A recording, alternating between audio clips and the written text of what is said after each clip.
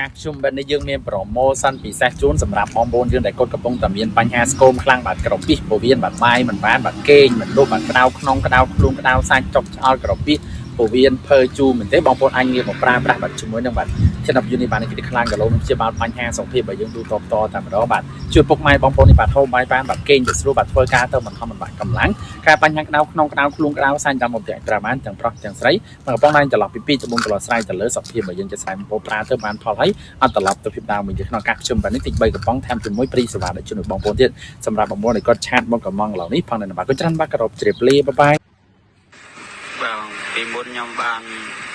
ហាម ໄວ ពេល ឥឡូវ ខ្ញុំ បាន 62 គីឡូ ល្អ ដែរ តើ បង ពេល ខ្ញុំ ខាន់ ហូប យូរ ទៅ អត់ ស្រក់ អី នៅ ដែរ គាត់ លេប ឥឡូវ គាត់ លេប ឡើង គីឡូ ហើយ ហូប បាយ បាន ហើយ បាត់ ក្តៅ ខ្លួន ដូច មុន ពី មុន ដេក គោ ពោះ គ្រូ តែ ឥឡូវ លឿន ចាយ ហើយ គាត់ លេប តាម ហ្នឹង គាត់ ថា ស្រួល ចឹង ណា ហើយ លេប ទៅ ដូច ថា លេប ទៅ ដូច ថា ក្នុង ខ្លួន គាត់ ស្រួល អត់ ជប់ រួយ អី ចឹង ណា ចាយ ត្រូវ ចាយ គាត់ ថា លេប ទៅ ត្រូវ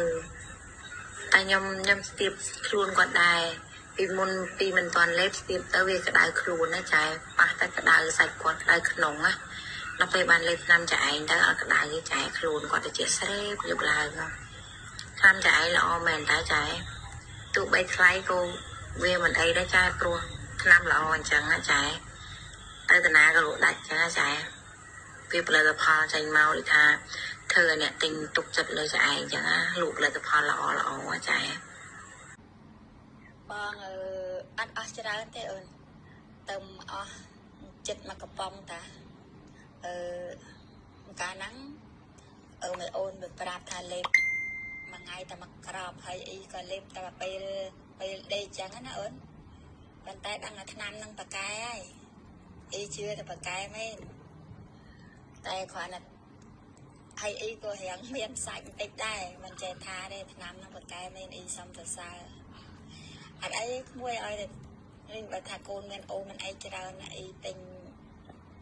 មក កំប៉ុង ឲ្យ ទៀត លេប អស់ ចឹង ទៅ ចាំ យក មក កំប៉ុង ទៀត ចឹង ណា ក្មួយ ខ្ញុំ សាង ទឹក លេប បាន ប្រហែល ជា 2 ថ្ងៃ ដែល មើល ទៅ វា បាត់ ឆ្អល់ ចឹង ហើយ ខ្ញុំ ចង់ សាង ឲ្យ អ្នក ផ្ទះ ខ្ញុំ 3 កំប៉ុង ដូច នេះ ដែរ ចឹង តែ ខ្ញុំ ទៅ លេប បាន 2 ថ្ងៃ នៅ ចា អរគុណ បង ស្រី ចា សម្រាប់ ទំនុក ចិត្ត ចា នេះ គាត់ ក៏ មក ឲ្យ អ្នក ទៀត ចា អរគុណ ច្រើន បង ស្រី បាទ ពី មុន ខ្ញុំ បាន ហាម ໄວ ពេល ឥឡូវ ខ្ញុំ បាន 62 គីឡូ ល្អ ដែរ តើ បង ពេល ខ្ញុំ ខាន់ ហូប យូរ ទៅ អត់ ស្រក់ អី នៅ ដែរ